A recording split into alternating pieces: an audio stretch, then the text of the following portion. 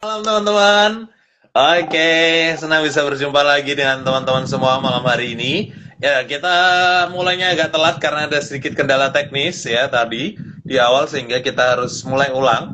Nah, tetapi puji Tuhan ya sekarang bisa sudah mulai mengudara. Mulai live nih teman-teman. Dan aku akan segera invite beberapa rekan-rekanku. Oke. Nah, tetapi alangkah lebih baiknya walaupun aku sudah manggil nama kalian, tapi kalian juga memperkenalkan diri terlebih dahulu nih. Silakan dari Karis terus Gisel terus ke Kak Evi. Halo guys, nama Halo. ya nama saya, namaku lah lebih keren ya kan, nama saya kayak resmi-resmi kali ya kan. Eh, aku Karis Albert Frederick Hutagalung, namanya keren, cuman di belakangnya ya Hutagalung. Kalian tahu pasti saya orang Batak. Sekarang lagi di Bali. Puji Tuhan sudah punya istri, sudah punya anak satu, baru satu sih. Istri juga masih baru satu. Baru? Mau nambah? Kalau anak ada rencana nambah, kalau istri belum. Dan kayaknya nggak nambah lagi. Oke. Oke, silakan Kak Gisel. Oke, perkenalkan. Hai semua. Nama saya Gisela Gloria Hutagalung juga. Kok sama? Itu. Ini ada unsur kesengajaan kali. Mempertemukan saudara yang terhilang nih. Saya berdomisili di Batam. Sekarang kegiatannya bekerja. Tuh. Salam kenal semuanya. Entah. Silakan, Mbak Evi, Hutagalung. Mbak Evi Hutagalung juga ya? Halo, nama saya Evi ya. Sekarang pelayanan di Sabda sih, jadi domisilinya juga di Solo. Salam kenal buat semuanya. Oke, mantap. Oke, salam kenal teman-teman semuanya. Aku Ray. Ya, aku pelayanan di Sabda juga, tapi domisili di Kediri. Oke, have fun untuk malam hari ini. Nah, teman-teman, ketika kita buka Instagram, TikTok, semua ya yang kita lihat banyak konten, kita melihat orang lain tuh juga buat konten, followersnya juga banyak-banyak, langsung deh auto mereka disebut sebagai influencer atau yang lebih familiar mungkin selebgram, selebtalk dan semacamnya. Tapi pernah nggak kita berpikir gitu ya?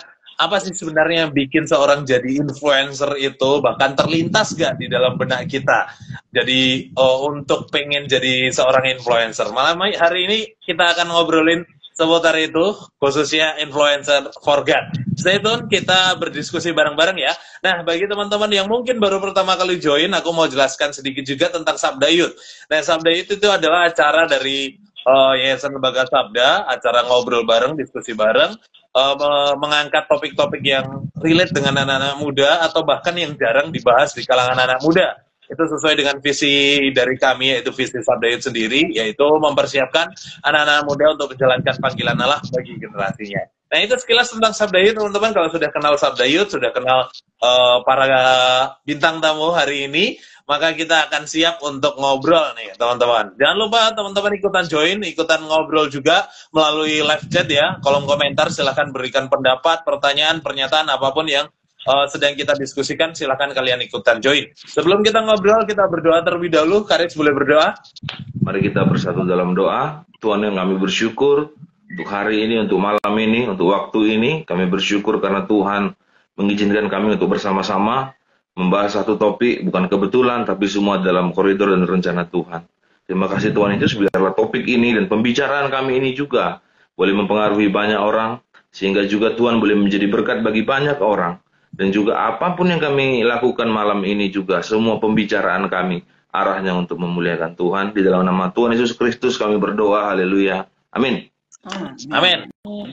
Oke, nah teman-teman, kalau kita memperhatikan FYP TikTok kita, ratusan bahkan ribuan konten kreator ya, dengan ciri khas mereka masing-masing tentunya, dan bisa dibilang cukup sukses menarik perhatian. Gitu. Nggak heran makanya dari banyak orang yang melihat video mereka, konten mereka itu juga tertarik untuk ikutan bikin konten. Nah, fenomena ini tuh bikin kita bertanya-tanya, apa ya influencer itu kayak meracuni orang lain buat ngikutin mereka, ngikutin jejaknya. Nah, menurut teman-teman sendiri gimana? Sebenarnya apa sih arti dari influencer itu? Silakan. Oke, saya mau jawab ya. Oke. Menurut saya sederhananya, influencer itu adalah seseorang yang memiliki kemampuan untuk mempengaruhi orang, influence. Nah, mungkin kata-kata meracuni ini disematkan kepada influencer-influencer karena memang teracuni kayak langsung berdampak. Dan kata-kata itu kan di zaman now ini, kata-kata negatif lebih cepat melekat, lebih cepat dikenali. Maka orang-orang bisa bilang influencer itu meracuni banget. Jadi apapun yang dia pakai, apapun informasi yang dia share, langsung auto terkena gitu, terikuti. Nah, menurut teman-teman yang lain gimana tuh arti definisi dari influencer? Oke, ada Kak Aris. Ya, seperti yang Gisel bilang tadi ya, memang zaman sekarang nih, apalagi dengan era digital yang luar biasa nih, makin banyak orang dikit-dikit disebut influencer. Kadang mungkin orang yang bilang dia influencer nggak ngerti juga, apa sih itu influencer sebenarnya, gitu loh. Jadi, aku pernah baca artikel dulu tentang influencer, itu memang influence itu kan jatuhnya orang yang memberikan pengaruhnya ya. Tapi aku pernah baca artikel bahwa dia bilang bahwa influencer itu nggak sekedar bicara soal pengaruh, itu bicara soal sesuatu yang mampu untuk menularkan gitu loh. Akhirnya orang berlaku, akhirnya orang memutuskan sesuatu, akhirnya orang hidup, bahkan ada yang hidupnya seperti orang yang diikutinnya gitu loh. Dia hidupnya kayak gitu. Jadi dia pakai istilah tertular dengan apa namanya, dia ambil istilah influenza sebagai penyakit yang paling gampang menular. Jadi influenza itu dia bilang kalau seseorang kena influenza bersin, itu radius 330 meter di sekitar dia itu bisa sampai ketularan virusnya gitu. Akan mengalami penyakit yang sama, itu influenza juga gitu. Jadi akhirnya bahwa influencer ini adalah orang-orang yang mampu untuk membuat orang lain memutuskan sesuatu, memutuskan cara untuk seperti apa dia hidup berdasarkan seorang influencer ini gitu. Ya. Ya, aku ya. Oke. Tonton, menarik sih. Memang pada dasarnya influencer tuh orang yang memberikan pengaruh, memang sederhananya seperti itu. Gitu. Nah, makanya sekarang banyak platform media sosial juga yang mewadahi itu, sehingga orang lain tuh bisa saling mempengaruhi. Bahkan bukan hanya media sosial, platform belanja pun sekarang seperti itu gitu kan, dengan program affiliate-nya. Makanya banyak konten kreator yang menyematkan kontennya tuh kayak racun Shopee, racun ini, gitu, racun-racun itu ya. Tujuannya memang untuk menginfluencer seperti itu. Itu sih menarik. Ya, kalau aku sih sebenarnya influencer ini bukan fenomena baru sih ya, karena itu sebenarnya kalau kita belajar atau dirujuk itu sudah ada sejak sejak era abad pertengahan gitu ya, karena itu sebenarnya dulu digunakan pertama kali ketika orang sudah mulai mempercayai yang namanya bintang, rasi-rasi bintang. Jadi ada bintang Gemini atau bintang apa gitulah gitu ya. Jadi ketika orang melihat bintang lalu mereka percaya ada pengaruh bintang terhadap kehidupan mereka, bahkan kesehatan mereka. Makanya ada istilah influenza itu karena bintang atau keadaan bintang, posisi bintang bisa mempengaruhi kesehatan seseorang. Tapi sekarang artinya jadi berbeda ya antara influencer dan juga influenza. Itu dari referensi yang saya baca ya.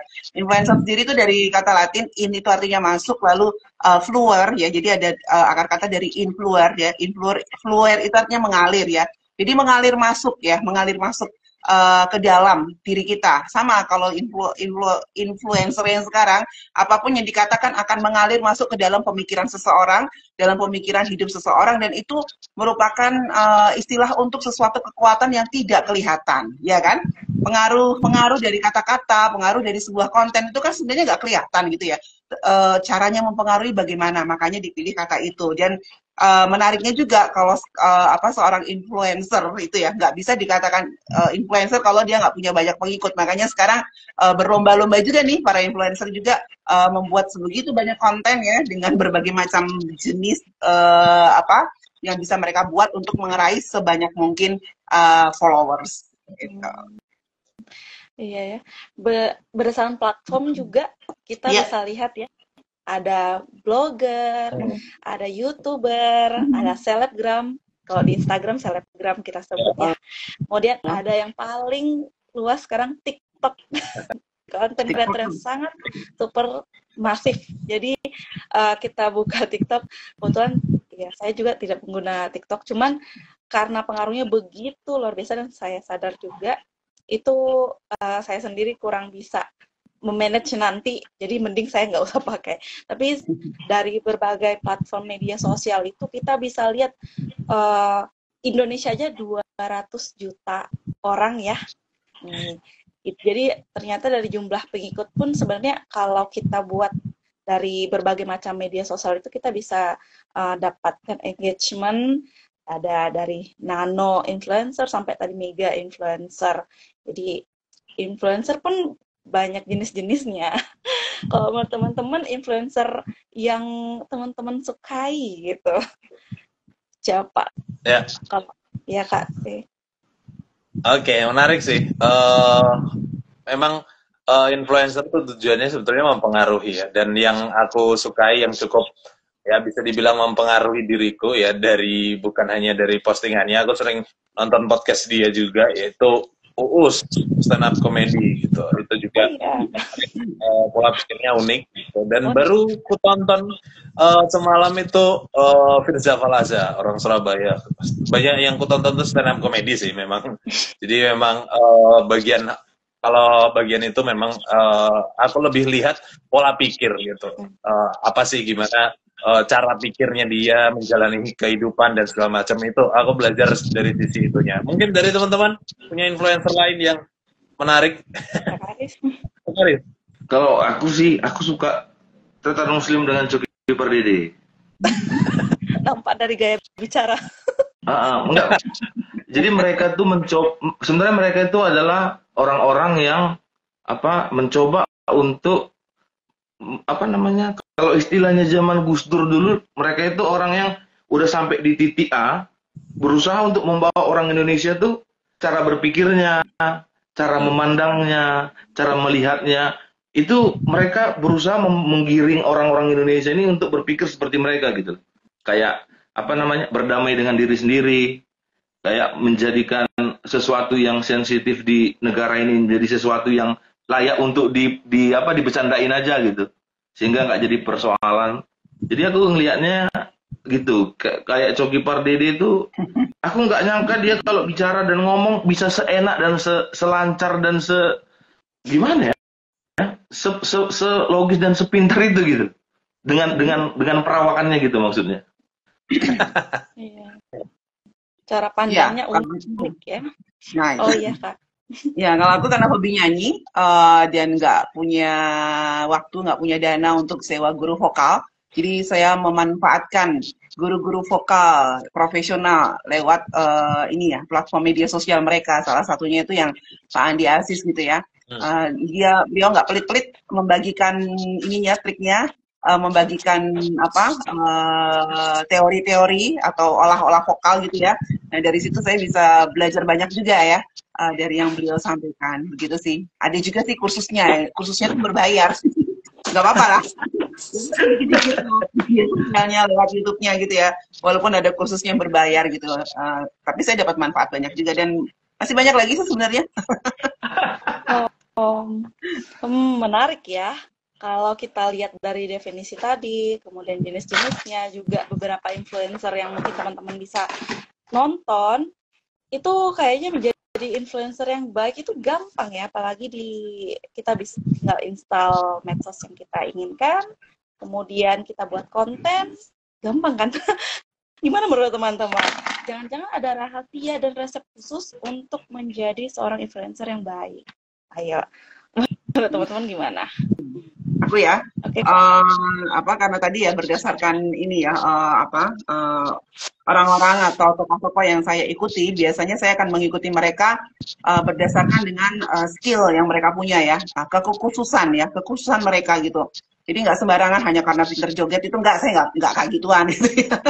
Ya mungkin sesuai usia sih ya. Sukanya mereka yang bisa memberikan manfaat dalam hidup ini ya. Mereka punya skill, kita tahu mereka juga sudah dikenal ya dan profesional juga di bidangnya gitu. Dan saya sangat mengagumi mereka yang seperti itu karena mereka orang sibuk ya, sibuk belajar, sibuk memberikan seminar di mana-mana, tetapi mereka juga masih punya waktu untuk bikin konten seperti itu yang mengedukasi gitu ya. Itu orang-orang profesional yang mau membagikan hidupnya, membagikan apa yang dia punya. Nah, itu yang menurut saya ya itu influencer yang baik dan bisa memberikan pengaruh dan mendorong juga gitu. Ya. Aku ya teman-teman. Syarat pertama untuk jadi influencer, khususnya TikTok harus bisa velocity dulu. Enggak ya, bercanda. Ya, nah sebetulnya satu sisi yang menarik tadi sebetulnya kita sedikit bisa diskusikan gitu pola pikir gitu. Nah, gimana cara berpikir itu mempengaruhi cara penyampaian juga. Nah, sehingga kalau jadi influencer yang baik ya punya pola pikir yang baik dan cara menyampaikannya juga baik gitu. Kalau kita masih sering nggak bisa menyampaikan apa yang kita pikirkan, menuangkan dengan kata-kata secara runtut gitu ya. Nah itu biasanya yang nggak digemari gitu. Makanya orang biasanya follow tuh bukan karena pola pikirnya, tapi karena kelakuan yang aneh gitu cenderungnya gitu. Nah makanya kalau jadi influencer yang baik ya harus bisa menyampaikan sesuatu juga dengan baik. Itu sih satu sisi yang kecil. Kalau aku sih kadang memang sebenarnya aku agak bingung juga dengan kata influencer yang baik ini gitu. Karena kan ya baik kan relatif lah. Semua orang maksudnya yang udah pasti itu benar gitu loh. Kalau baik itu kan relatif. Si Anu baik menurut si A, menurut si B enggak gitu contohnya. Jadi akhirnya bahwa sebenarnya kayak aku kasih contoh deh. Kayak di bulu tangkis tuh ada Lee Chong Wei, ada Lindan, ada Tok Hidayat, para influencernya bulu tangkis tuh. Udah lama. Semua yang suka sama mereka suka bulu tangkis. Tapi masalahnya mereka terbagi, terkotak jadinya gitu. Ya. Aku lebih suka Lee Chong Wei deh, aku lebih suka Lindan. Gitu juga dengan Cristiano Ronaldo sama Messi, manusia paling dikagumi di abad ini. Ronaldo itu punya 620 juta follower. Indonesia aja lebih dari nggak nyampe segitu masyarakatnya. Jadi akhirnya bahwa kayak yang suka mereka itu semua follower mereka itu suka bola, tapi akhirnya terbagi gitu. Jadi akhirnya bahwa kalau kita bicara soal influencer yang baik, akhirnya kembali kepada diri kita. Kayak tadi Kak Evi sampaikan juga tentang apa namanya orang-orang yang memberi dampak. Walaupun ada orang-orang yang di media sosial nih nggak memberi dampak yang baik, juga nggak ada apa-apanya, tapi banyak followernya gitu loh. Cuma bisa ngomong jorok, cuma bisa apa gitu, ibaratnya gitu loh, melakukan hal yang negatif, bikin prank-prank yang nggak jelas. Tapi banyak followernya gitu, jutaan gitu loh. Bahkan sampai ada apa namanya sosial eksperimen yang dibikin oleh influencer nih, kejadian di masyarakat gitu. Gara-gara dulu ada influencer, ada YouTuber yang jadi gembel, pura-pura jadi gembel. Akhirnya ada ibu-ibu yang bawa gembel betulan ke rumahnya, dia kira ini influencer. Wow. Jadi berhasil memang sosial eksperimennya. Jadi sekuat itu para influencer itu mempengaruhi orang-orang yang mengikuti dia gitu loh. Jadi akhirnya masalah baik dan nggak baik ya dia balik lagi ke kita gitu. Gimana kita minat kita kepada dia. Iya. Ya, untuk menjadi seorang konten kreator atau influencer itu menurut saya itu gampang seperti. Jadi kita tinggal buka, kemudian boleh memilih. Misalnya mau daily activity bisa, kemudian mungkin konten pendidikan, edukasi, atau lifestyle, fashion, make up, banyak hal. Jadi memang balik lagi tergantung cara pandang yang menonton, yang terinfluence ini. Bagaimana dia bisa melihat hal-hal baik dan menerapkannya di hidupnya. Makanya sepenting itu seorang influencer sebenarnya ya, menyadari bahwa dirinya seorang influencer itu baik, walaupun kadang lebay, tapi itu baik. Jadi dia sadar bahwa apapun yang dia kontenkan, apapun yang ditulisnya melalui tulisan atau konten di Instagram, YouTube, TikTok, itu akan memberi dampak kepada orang yang menontonnya. Tapi jarang sekali mungkin orang yang menyadari hal itu ya.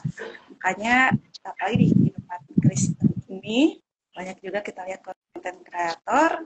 Kita berharap, oh ya teman-teman di sini ada yang memang sebagai influencer. Oh, kita influencer. Kan syaratnya followersnya Saya minimal yang follow influencer nano kan. saya sedang menderita influenza ini. Makro, mikro, atau jangan yang mega. Nano. Tapi Masih Jadi influencer nih. Gimana ya? Si Ray lagi merintis jadi influencer. wah, puji Tuhan. Ya kan Aris? tapi memang benar sih. Maksudnya gini. Tapi masalahnya sekarang gini, banyak orang yang bikin konten, pengen jadi influencer, akhirnya bahwa tujuannya terakhir adalah untuk mencari popularitas dan uang. Yes. Jadi kadang-kadang menjadi masalah bahwa orang udah ngikutin dia nih, ya kan? Nah, dia berusaha untuk menonjolkan mana orang yang suka, yang akhirnya bikin dia jadi diikutin. Itu terus yang dia tunjukkan, dan dia nggak menunjukkan dia apa adanya gitu loh. Karena apa? Tujuannya tadi untuk mendapatkan uang, memperoleh keuntungan. Tujuan dia tadi akhirnya bahwa saat para pengikutnya tahu dia orang yang seperti ini, akhirnya kecewa. Itu kan sering terjadi di masalah di di media sosial. Influencernya di kontennya ramah, baik sama orang, tiba ketemu beneran cuek, nggak peduli ini kan gitu. Sering gitu toh persoalannya. Dan kayak seperti dibilang tadi bahwa kadang influencer tuh nggak ngerti bahwa dia itu pengaruhnya sangat kuat sama orang lain. Kemarin saya nonton live-nya Georgina Rodriguez, itu pacarnya Ronaldo. Itu 320.000 follow yang nonton waktu itu, 320.000 orang yang nonton. Ronaldo lewat cuman bilang di mana dia letakkan minuman, naik jadi 10 juta orang cuma lewat. 10 juta followernya, penontonnya dari 350.000 cuma Ronaldo lewat. Artinya bahwa semakin tinggi orang itu posisinya, kayak kalau kita bilang tadi kayak makro influencer ya, yang paling banyak followersnya. Jadi pengaruhnya itu makin gila gitu loh. Dan akhirnya bisa membuat orang tadi bisa baik, bisa nggak baik, tergantung kayak mana orang memandang dia dan gimana dia menyebarkan dampaknya dari diri dia sendiri gitu. Ya. Ya, aku ya.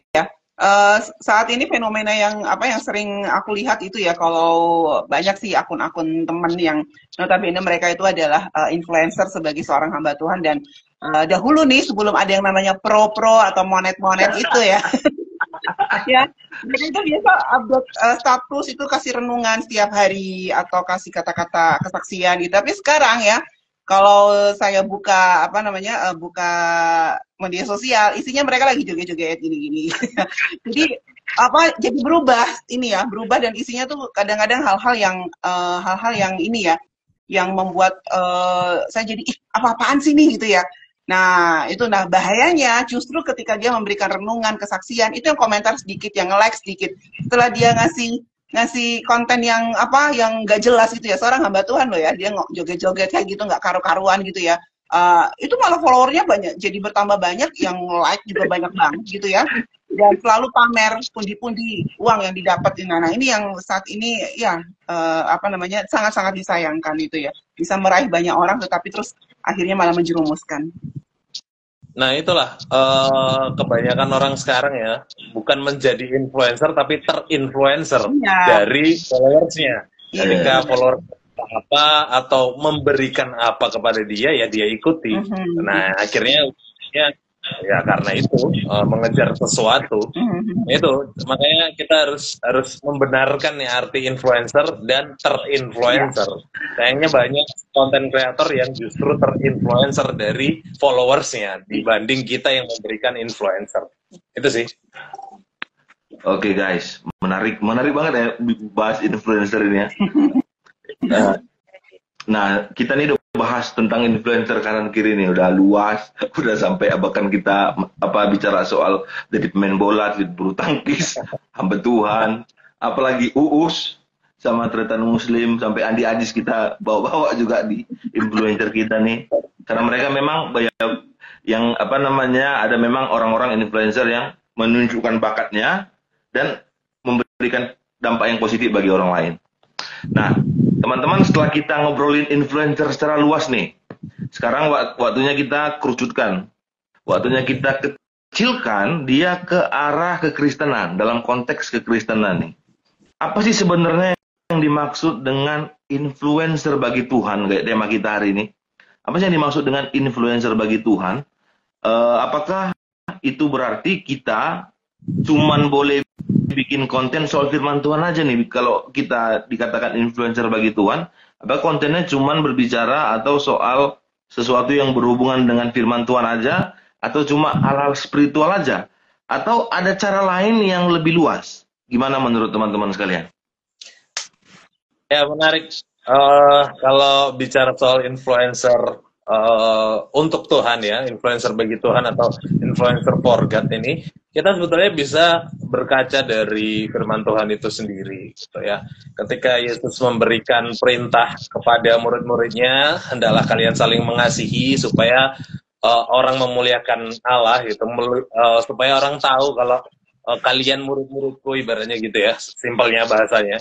Gitu. Nah, itu artinya ketika kita melakukan sesuatu, kita sedang menginfluencer, bukan supaya mengikut kita, tetapi mengikut Kristus gitu. Nah, artinya dalam segala hal nggak harus literally firman Tuhan membagikan Alkitab hari ini, nggak, tapi dalam segala hal tuh yang dipuji, yang diikuti orang tuh yaitu ya Allah sendiri. Nah, itulah bedanya influencer for God, influencer Kristen dengan influencer masa kini yang kita bahas-bahas tadi. Itu yang paling prinsip sih menurutku. Ya, silakan. Oke, bedanya influencer dunia sama influencer kekristenan ya. Jadi di Alkitab sendiri dikatakan, jangan kebaikanmu tersembunyi, biarlah orang-orang melihat kebaikanmu. Tapi caranya bagaimana? Ada yang melalui kata-kata atau tulisan, renungan, cara hidup. Kebetulan saya tuh suka Jerome Pauline. Jadi sebetulnya Jerome ini jarang nge-post ya yang kekristenan, tapi dia lebih ke aktivitas hidupnya, daily activity-nya, apa yang di-achieve, bagaimana struggle-nya, dan pada akhirnya dia kasih tahu semua ini untuk kemuliaan nama Tuhan. Dan wow, itu amazing.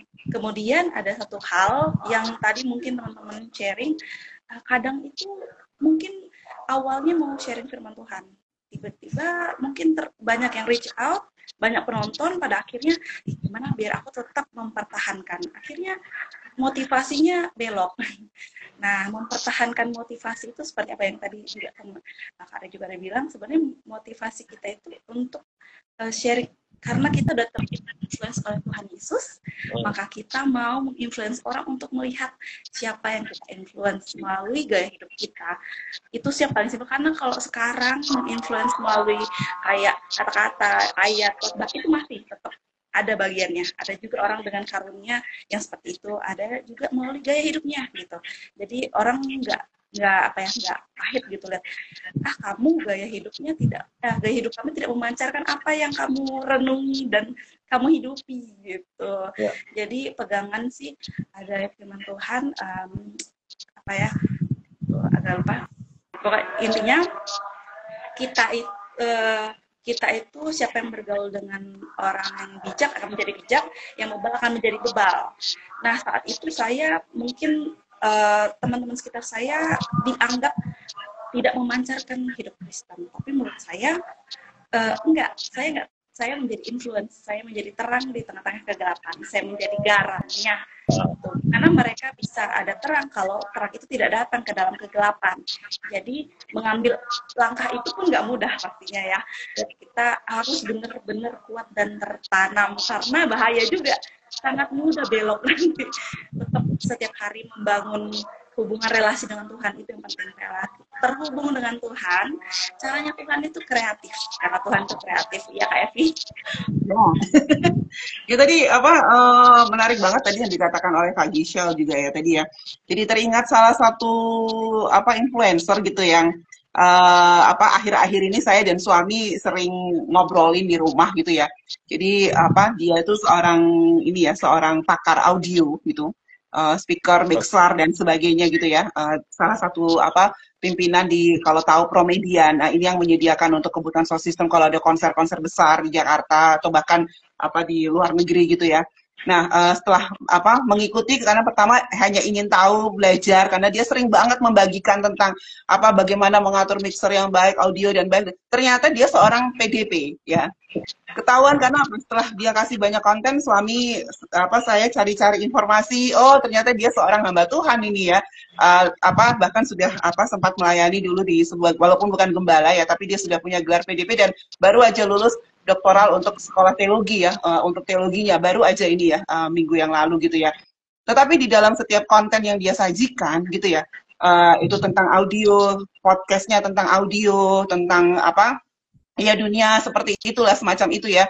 Itu selalu pasti terselip ada kata-kata Alkitab yang mungkin kalau bukan orang Kristen nggak tahu itu kutipan ayat dari firman Tuhan, tapi kita sebagai orang Kristen tahu, oh ini dia katakan ini kutipan dari firman Tuhan. Jadi masuk selalu di dalam ketika dia bikin podcast di YouTube bahkan ataupun di Instagram yang dia miliki gitu ya. Dan bahkan di situ di keterangannya di profilnya dia ini ya nama ininya, nama usahanya, lalu your trusted pro audio partner, life is a journey not a destination, more of you-nya itu besar semua, less of me. Nah, itu dia pakai sebagai kutipan di dalam profilnya dia gitu ya. Jadi dan saya sungguh bersyukur, ternyata saya sudah kenal dia, baru sadar saya sudah kenal dia sejak SMA karena ternyata dia kakaknya sahabat saya, ketemunya waktu ayah saya, taunya waktu ayah sahabat saya meninggal, saya ke rumahnya, loh ini kan yang kita ikutin. Nah, itu, tapi dari situ kita, dari konten yang kita buat ya, orang mengulik kita itu siapa, dan ketika dia melihat kita itu siapa ya, mereka bisa melihat ada Kristus ternyata di situ. Nah, itu yang sangat penting ya, itu. Nah itulah kayaknya ya teman-teman yang membedakan influencer yang umum dengan yang beragama Kristen, terlebih yang memuliakan Tuhan. Influencer for God-nya itu ada, jadi bukan hanya sebatas beragama Kristen aja, karena konten kreator yang agama Kristen kayaknya banyak gitu ya, tapi isinya juga ya nggak selalu firman Tuhan, tapi ada memang beberapa, kayak terakhir aku lihat di Selos gitu, beberapa kali juga pada akhirnya menunjukkan kekristenannya, sisi-sisi kekristenannya, walaupun nggak dominan gitu ya. Nah itu yang sangat membedakan orang yang fokus untuk memang bekerja di media sosial gitu ya, atau dengan orang yang memanfaatkan media sosial sebagai sarana penyataan firman Tuhan gitu, menyatakan firman Tuhan. Itu sih. Ya, sebenarnya kalau kita lihat dari banyak platform YouTube, mungkin TikTok, mungkin Instagram, influencer yang arahnya rohani ini kan sebenarnya udah kayak dikotakkan, udah terbagi sih ibaratnya gitu loh. Kayak contoh kayak Elia Miron kan, semua isi kontennya semua berbicara soal tentang Tuhan, tentang Allah, tentang semuanya yang ada hubungannya dengan Israel atau Ibrani gitu. Juga kayak Pak Bambang Nursena, semua konten yang dia keluarkan semua berhubungan dengan itu. Gitu juga mungkin Pendeta Marcel yang di Tiberias juga menunjuk, dia semuanya isinya kan tentang firman Tuhan. Bahkan ada yang menjurus ke toleransi beragama atau apa segala macam. Tapi sebenarnya seperti yang dibilang tadi ya, ada konten kreator atau influencer. Konten kreator, karena influencer beda ya, konten kreator belum tentu ada followersnya, belum tentu bisa pengaruhi orang lain, paling bisa bikin konten kan gitu kira-kira ya. Kalau influencer kan dia udah punya pengikut, udah punya masa, dalam tanda kutip udah punya masalah. udah punya Ya. orang-orang yang akan dia pengaruhi gitu loh. Jadi ibaratnya kalau kita bicara soal apa namanya konten-konten yang cocok sebagai orang Kristen nih, ya kita harus menunjukkan bahwa di dalam konten itu ataupun kita dalam posisi sebagai influencer, ya kita orang yang percaya kepada Kristus gitu loh. Jadi nggak cuman lewat apa namanya mungkin lewat obrolan yang disampaikan, lewat apa namanya kalau kita bikin podcast, kayak contoh saya paling suka podcastnya di Sumargo gitu. Jadi ibaratnya dia tetap Densu, dia tetap menunjukkan sisi Kristenannya toh. Bahkan kalau sudah berhubungan dengan soal bagaimana tamunya atau guestnya bicara soal Tuhan, dia akan memberikan kesaksian bagaimana Tuhan menolong dia pasti. Ya. Dia akan terus sampaikan itu. Kalau udah mengarah ke situ, Densu akan sambar di situ gitu. Jadi ibaratnya yang paling penting dalam kita menjadi influencer of God tadi adalah kita menunjukkan nih, kita orang percaya, kita menunjukkan bahwa Kristus ada dalam diri kita, di dalam konten-konten yang kita buat, dan berdampak sekali lagi positif bagi orang lain. Ya, ujung-ujungnya adalah ketika orang lain memuliakan Tuhan. Ya. Itu yang paling penting gitu. Ketika kita mengatakan influencer for God, tapi yang masih diikuti adalah kitanya, apa yang kita lakukan mungkin sepertinya ada yang bergeser dalam hal itu gitu. Tapi kalau kita sudah menginfluencer dan ujungnya mereka melihat Tuhan, dalam tanda petik melihat Kristus di dalam diri kita, nah kita bisa tahu, oh dialah influencer for God gitu. Jadi kita terberkati melalui gaya hidup mereka, lifestyle mereka, konten mereka termasuk, tapi pada akhirnya kita memuji Tuhan. Wah, luar biasa ya Tuhan gitu melalui dia. Nah, itu sih. Tuh. Ya, aku ya.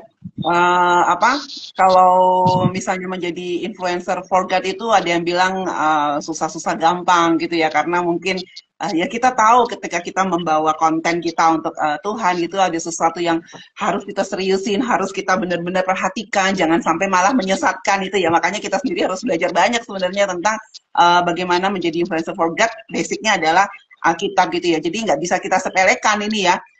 Untuk menjadi seorang influencer of God gitu. Tapi nggak harus juga rohani banget gitu ya. Atau harus lulusan teologi gitu.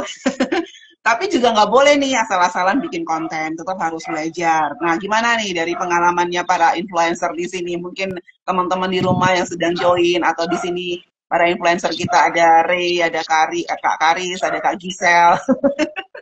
Gini gimana nih, ada nggak cara yang lebih praktis bisa buat jadi influencernya Tuhan gitu ya. Jadi boleh kita share ya supaya semuanya juga semakin semangat untuk menjadi influencer.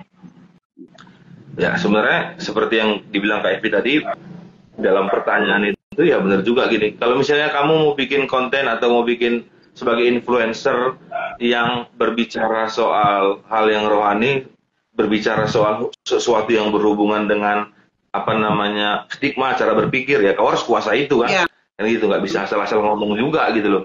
Jadi kalau kamu nggak menguasai itu, kamu pengen jadi apa namanya influencer of God dan lewat konten video yang kamu buat, ya buat aja semampu kreatif kamu, seperti yang tapi arahnya seperti yang dibilang Ray tadi, orang memuliakan Tuhan.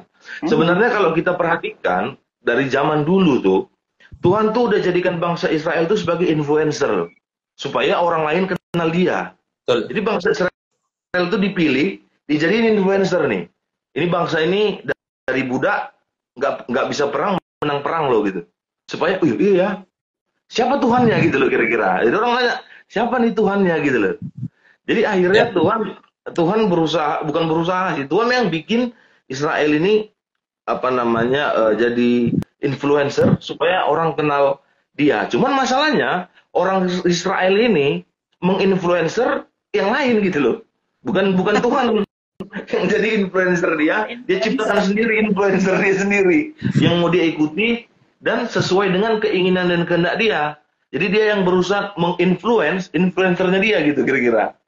Dia berusaha menginfluence influencer. Jadi itu pasti jadi masalah. Nah, kalau misalnya bicara soal praktis, gimana kita jadi orang influencer of God, orang yang mempengaruhi orang lain atau dikenal orang lain, ya lewat bagaimana kita hidup. Supaya orang lihat kita, orang bilang, oh dia ini Kristen nih, ini pasti orang percaya, pasti dia ini orang Kristen. Saya pernah pengalaman dengan Ray kayaknya itu waktu itu dengan Ray. Saya banyak pengalaman dengan Ray masalah-masalah yang gini-gini.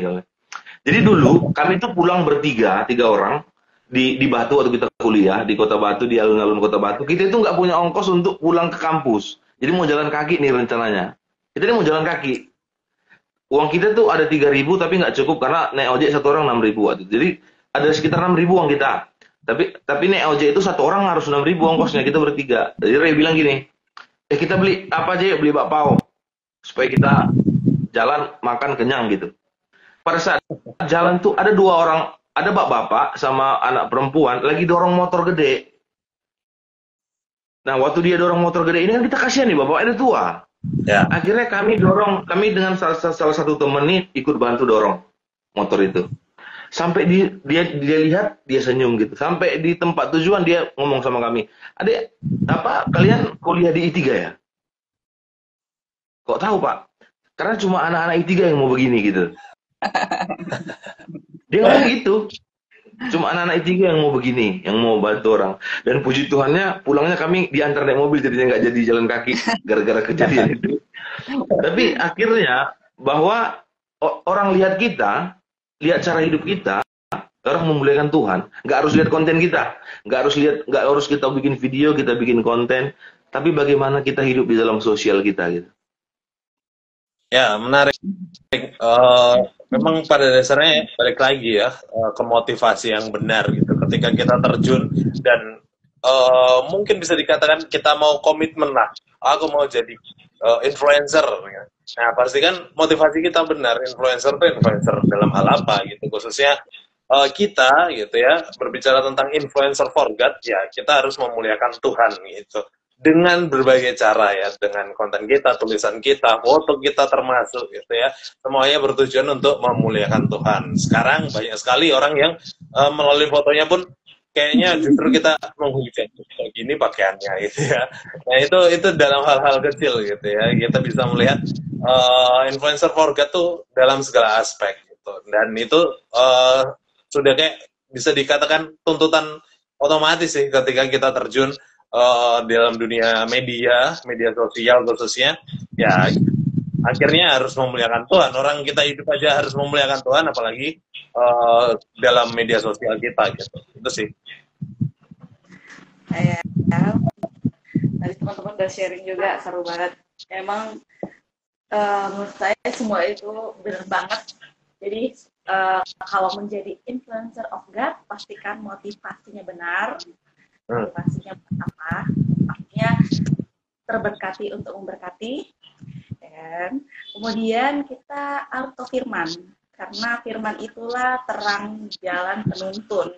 Nah kalau nggak ada firman, gelap, nanti jatuh masuk lubang. Kemudian kita mempunyai hubungan relasi intim dengan Tuhan. Jadi setiap hari yang kayak tadi kita harus terhubung dengan Tuhan. Dan kita tahu kita punya Tuhan yang kreatif, karena dia creator ya, sang pencipta. Jadi Tuhan itu unik. Aku melihat banyak konten kreator yang kesaksian ya. Jadi mereka memiliki pengalaman unik dengan Tuhan. Dan Tuhan itu biasanya akan bekerja kalau orang yang benar-benar mau, Tuhan, kamu mau apa dalam hidup aku. Nah, itu ada-ada aja. Ada yang konten masak, ada yang konten akademi dan segala macam. Nah, untuk praktisnya untuk diriku sendiri itu sebagai seorang guru sekolah minggu ya, kita kan cerita-cerita dulu. Dari seorang guru sekolah minggu, saya sadar pada akhirnya ternyata apapun, bahkan kayak pakai baju atau gerak tubuh itu bisa jadi bahan buat orang gitu ya. Tapi sebisa mungkin kita harus memberikan dampak yang baik pada perkataan kita, walaupun 2 penggal, 3 penggal, ternyata anak-anak itu merekam gitu. Bahkan bahaya, ternyata lebih bahaya lagi ke anak-anak gitu. Anak-anak itu apapun ditangkapnya tanpa filter. Nah, jadi saya berusaha sebaik mungkin setiap pagi baca firman apa yang Tuhan mau dalam hidup saya, persiapkan materi, karena nggak boleh sembarangan, nggak boleh setengah-setengah gitu, nggak boleh setengah hati. Kata Tuhan nggak boleh sum-sum kuku kalau mau masuk surga. Nah begitu juga kalau mau bekerja nggak boleh setengah-setengah, nggak boleh sum-sum kuku. Capek tapi worth it ya, karena kita punya Tuhan, karena bukan kita Aku selalu saya sendiri selalu ingatkan kalau aku capek berarti bukan dari Tuhan. Tuhan pasti berikan aku kekuatan dan hikmat untuk membuat menginfluence orang. Dan aku berusaha semaksimal mungkin influencer itu dari Tuhan Yesus dan teman-teman yang baik yang pasti dipakai Tuhan untuk jadi contoh bagi aku gitu sih. Oke Kak. Ya, kalau aku sih kalau tadi ngelihat seluruh alur pembicaraan kita itu ya salah satu juga yang tips saya selain tadi punya hubungan yang erat dengan Tuhan, jadi harus terus hidup kita dipastikan terisi dengan sumber-sumber konten yaitu firman Tuhan dan kehidupan yang intim kita dengan Tuhan harus berani hidup beda dengan dunia gitu ya. Kadang dunia atau dunia perinfluenceran sudah memberikan memberikan patokan ini yang viral kayak gini nih, yang tren seperti ini nih. Apakah kita harus selalu ikut tren gitu ya? Seperti Velocity, haruskah kita bikin konten khotbah sambil Velocity? Nggak juga kan? Nggak juga kan gitu. Tapi jadi tetap harus otentik ya, orang tahu kita punya misi, itu yang penting sih. Kita punya misi ya, punya sesuatu yang bahkan orang akan cari, oh nih dia beda nih dari yang dari yang sedang terjadi saat ini, karena orang tuh kadang jengah gitu ya dengan semua yang viral tuh kadang itu akan cepat ditinggalkan. Tetapi ketika kita bisa hidup beda dari apa yang ada, itu akan terus selalu dicari ketika orang mencari sesuatu yang perbedaan dan mau bayar harga. Nah, bayar harganya tuh macam-macam. Kalau influencer zaman Alkitab dulu bayar harganya banyak gitu ya. Seperti Yohanes, dia kan berteriak-teriak gitu ya di padang gurun gitu ya. Memberitakan sesuatu yang nggak populer. Dia terus saja nekat sampaikan sesuatu yang nggak populer gitu ya. Terus berteriak-teriak, tapi dia bayar harga dengan apa? Menghabiskan seluruh waktu hidupnya bersama dengan Tuhan, hanya fokus kepada Tuhan gitu ya. Dan semua hal-hal yang sesuai dengan dirinya tuh dia tinggalkan begitu sih. Jadi dan yang pasti bayar harganya kalau sekarang pakai talenta yang sudah Tuhan kasih, kembangkan terus dan terus sehingga itu bisa menjadi sesuatu yang bisa memberikan pengaruh bagi banyak orang gitu sih. Nah itu dia, sepakat. Artinya jadi influencer tuh harus banyak belajar juga gitu ya. Khususnya influencer for God ya berarti harus memperbanyak juga belajar Alkitab gitu. Meskipun nggak harus konten kita berbicara secara spesifik tentang Alkitab gitu, dalam artian khotbah gitu. Tapi dengan Alkitab lah kita tahu tuntunan hidup ke depannya gitu kan. Kita harus berbuat apa. Nah, itu makanya banyak-banyak belajar. Dan juga termasuk dalam hal talenta serta skill-skill yang lain, soft skill, hard skill yang lain, skill menulis kita, skill bicara kita, mungkin editing juga termasuk ya. Silakan dikembangkan semua karena itu menunjang juga ya. Itu menjadi alat gitu. Jangan anggap sebagai itu hal yang negatif dalam artian ini bisa cari followers doang nih, bahaya untuk diriku. Ya enggak juga ya, tapi bisa kita arahkan semua untuk kemuliaan Tuhan. Nah, gimana menurut teman-teman? Sepi-sepi baik nih. Nggak ada yang mau jadi influencer kah kalian? Iya Kak Gisel tiba-tiba keluar. Mungkin boleh dibantu di-invite ulang. Padahal memang kita mau berakhir, tahu aja gitu. Kayak dia keluar duluan sebelum itu dikeluarkan. Oke, nah. Kalian kalau tadi kan kita beri contoh influencer yang umum ya, yang nggak spesifik, hanya yang kita suka aja gitu. Gimana dengan influencer yang Tuhan ini, influencernya for God nih? Adakah kalian akun-akun yang kalian tahu supaya teman-teman di rumah juga mungkin bisa memfollow mereka sehingga bisa terinfluence juga, khususnya bisa lebih dekat lah, bisa memuliakan Tuhan melalui akun-akun mereka? Ada rekomendasi? Silakan kalau ada. Siapa nih? Karis? Nggak pernah follow nih. Nanti yang buka aku mau promosiin ini yang bagus punya temanku, anaknya 3 juga. Berpikir bijak. Leo, namanya Leo. Berpikir bijak. YouTube-nya ada, Instagram-nya ada. Dia bahas fakta yang keren semua tentang Alkitab, tentang kebenaran, dan di dalamnya tidak ada ilmu cocokologi. Semuanya berdasarkan fakta dan sejarah. Ya, Instagram-nya Berpijak Ministry. Nah itu teman-teman juga boleh nanti di-invite. Nah salah satu influence juga yang aku sukai ya Sabda. Teman-teman bisa follow semua. Tapi di sisi lain ada satu yang menurutku underrated sih, Kak Elizabeth. Itu pernah guest juga dengan kita di Sabda Youth. Tapi itu tulisan beliau sangat bagus, menarik, cocok untuk jadi influence menurutku bagi kita ya. Maksudnya dari tulisannya kita tahu pola pikirnya, oh mantap nih. Nah itu salah satu influencer yang underrated karena followersnya baru 800. Itulah yang membedakan zaman sekarang kayaknya dibanding orang-orang yang lain gitu, yang dalam tanda petik ya heaven aja, followersnya bisa 1000 lebih, tapi beliau yang tulisannya bagus-bagus 800 gitu ya. Silakan di follow juga teman-teman. Nah, Karis silakan. Dan itu menunjukkan bahwa kita banyak manusia ini, manusia yang berdosa, lebih suka dengar sesuatu yang negatif daripada sesuatu yang berhubungan dengan Tuhan.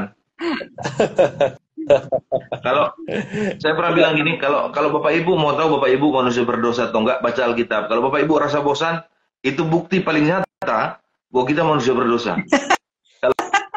Kalau kita pas baca Alkitab kita ngantuk atau bosan. Ya.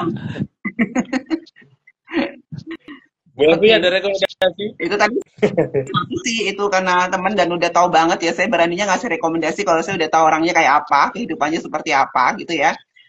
Ya itu tadi Mas Yuswayan ya, kalau ini karena apa, dia punya prinsip kita nggak bisa memberikan yang terbaik, misalnya khotbah di gereja atau pujian worship leader di gereja kalau suara yang keluar dari audio itu tidak bagus, itu inti. Ya dengan itu pun orang bisa menyembah Tuhan dengan lebih baik gitu ya. Jadi dia sangat-sangat, dan juga banyak sekali sharing-sharing firman Tuhan, bahkan dia podcast juga dengan Pak Esra Solu sering karena berteman beliau ya, dengan Pak Esra Solu gitu ya. Jadi ya boleh deh join, pengikutnya sekarang sekitar 18 ribuan, baru dikit kan. Itu masuk apa tadi? Nano atau apa? Padahal kontennya bagus banget gitu. Masuk mikro. Nah, masih mikro ya. Jadi itu apa? Coba deh, boleh di-follow, bagus.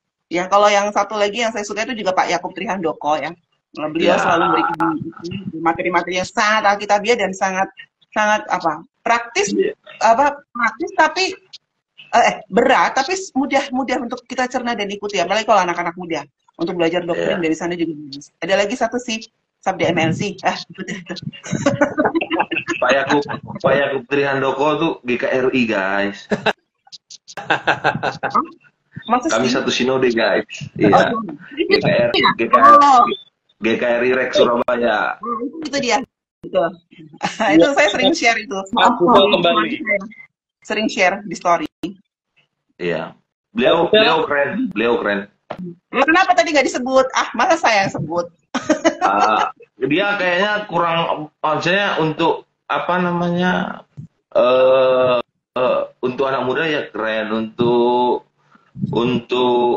orang yang apa kritis, yang sangat kritis, silakan dengar Pak Yakub Trihandoko. Dia akan membuat otak Anda diputar-putar luar biasa.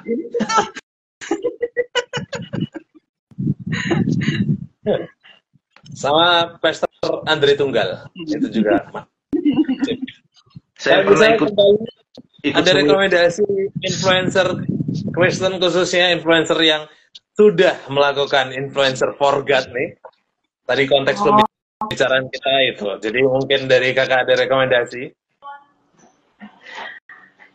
Kalau saya, kalau hamba Tuhan, saya suka pendeta Ibu Dewi Basir, sama pendeta Philip Mantosa, ya.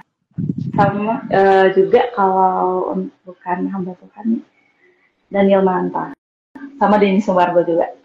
Oh, oke. Nice.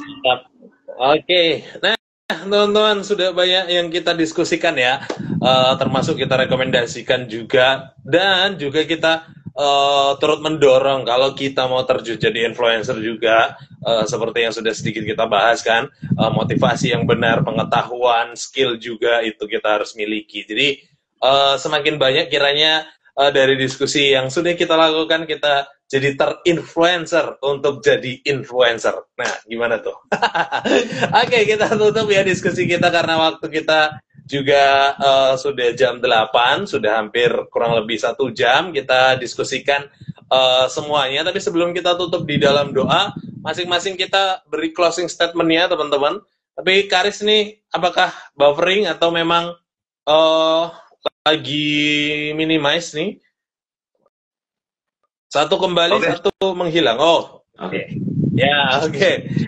Nah, sebelum kita tutup dalam doa, kita akhiri diskusi kita. Kita boleh masing-masing beri closing statement ya. Semacam call to action atau ya kesimpulan dari diskusi kita malam hari ini. Silakan dari Gisel dulu, terus ke Karis, terus nanti aku, Bevi terakhir. Oke. Closing statement ya. Oke. Kita diberkati untuk memberkati. Kita telah mengikuti Tuhan Yesus sebagai influence kita, jadi kita harus mesti kudu menjalankan amanat agung ya dengan berbagai cara kreatifnya Tuhan dalam hidup kita. Mau kita punya media sosial atau tidak, setiap anak-anak Tuhan harus jadi influencer yang baik. Itu aja. Terima kasih, shalom. Tuhan dimuliakan. Amin. Mantap. Karis, silakan. Ya, guys, untuk apa closing statement-nya? Ya. Muliakan Tuhan dengan mediamu, muliakan Tuhan dengan sosialmu, karena semua orang percaya adalah influencer bagi orang-orang di sekitarnya. Amin. Mantap. Oke, dariku teman-teman, kita dipanggil untuk memuliakan Tuhan, dan kita juga dipanggil untuk mengajak orang lain memuliakan Tuhan. Jadi mari kita terus menginfluencer orang lain untuk turut memuliakan Tuhan. Influencer bukan untuk kemuliaan kita, bukan untuk followers kita. Kalau kita dapat benefit dari situ, itu adalah bonus. Tapi ujung-ujungnya orang harus memuliakan Tuhan melalui apapun yang kita lakukan, melalui apapun yang kita perbuat. Terpujilah Tuhan. Bevi, silakan. Ya, nggak usah mengharapkan bonus. Menjadi influencer bukan tentang seberapa banyak yang kamu lihat, bukan seberapa banyak yang kamu dapatkan gitu ya, tetapi seberapa banyak kita bisa melihat Tuhan berkarya lewat hidup kita dan hidup orang lain ya. Jadi kita nggak harus viral untuk menjadi dampak ya bagi orang lain lewat apapun yang kita berikan, sharingkan tentang karya Tuhan. Yang kita perlukan hanya satu, setia kepada panggilan kita untuk menjadi influencer for God, dimanapun kita berada. Selamat menjadi influencer for God semuanya. Iya. Semangat, haleluya teman-teman. Thank you banyak sekali lagi Kak Gisel, Karis, dan juga Kak Evi. Thank you sudah menemani ngobrol diskusi malam hari ini, dan thank you banyak teman-teman di rumah juga sudah stay dari awal sampai akhir. Kita masih akan jumpa lagi di minggu depan ya, di hari Selasa di jam yang sama, jam 7 malam dengan topik yang baru tentunya, yaitu Mission Completion. Nah, menarik ya. Minggu depan stay tune supaya kita bisa tahu apa itu artinya. Nah, oke, kita tutup diskusi kita malam hari ini di dalam doa. Kak Gisel boleh menutup kita dalam doa? Mari kita bersatu dalam doa. Allah Bapa kami yang bertata dalam kerajaan surga, segala puji kemuliaan hanya hormat bagi nama-Mu saja. Kami bersyukur ya Bapa, kami boleh bersama-sama teman-teman seiman bertemu di dalam media, yaitu Sabda boleh menyediakan platform untuk saling berbagi pengetahuan tentang influencer for God. Tuhan Yesus telah memanggil kami anak-anak, semua anak-anak Tuhan untuk menjadi dampak. Jadi ajari kami Tuhan untuk selalu berjalan di jalan-Mu. Jangan kami boleh memperoleh setiap hikmat dengan pikiran kami sendiri. Tapi Tuhan, biarlah kami selalu mengandalkan Tuhan. Apapun yang akan kami kerjakan, semua kreativitas itu daripada Tuhan. Dan semua hikmat adalah daripada Tuhan. Dan kami kembalikan demi kemuliaan nama Tuhan. Biarlah Tuhan sembunyikan kami di balik salib-Mu, biar kemuliaan nama-Mu yang boleh dilihat oleh orang-orang yang di sekitar kami. Kami bersyukur dan kami berterima kasih, berkati juga teman-teman kami yang boleh bergabung di malam hari ini. Biarlah mereka, kami juga menjadi orang-orang yang semakin diteguhkan, menjadi influencer-influencer yang baik dan yang benar. Kami bersyukur dan kami berterima kasih oleh karena Engkau Tuhan Yesus yang baik dalam hidup kami. Haleluya, haleluya, amin. Amin. Thank you lo ya, sekali lagi teman-teman. Sampai Thank jumpa you minggu guys depan. semuanya. Bu Ya. Edi, thank you. Kak Gisel.